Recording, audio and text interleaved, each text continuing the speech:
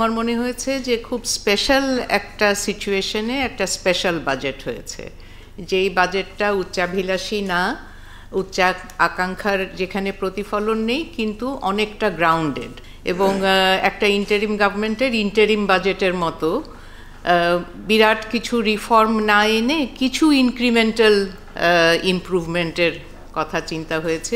এই যে খরচ করতে পারলাম না, এটা যে কত বড় একটা বিষয়, এটা তো আপনারা ইদানিংকার রিপোর্টটাই দেখেছেন।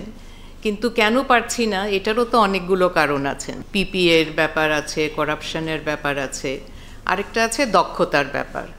এখন আমরা একজন চক্ষু বিশেষজ্ঞকে যদি প্রকিউরমেন্টের দায়িত্ব দেই ডিজি ড্রাগে, তো তাহলে কেমন করে আমরা খরচ করব? সো এই যে সিস্টেমিক ব্যাপারগুলো, সেগুলোকে দিয়েই আমাদের কাইন্ড অফ শুরু করতে হবে। হেলথ কমিশনের রিপোর্টে আপনারা দেখেছেন অনেক রেকমেন্ডেশন আছে। গত 30-40 বছরে আমরা যা যা প্রবলেম দেখেছি, it's almost a laundry list, কিন্তু এটা কিন্তু রোড ম্যাপ প্রোভাইড করে না।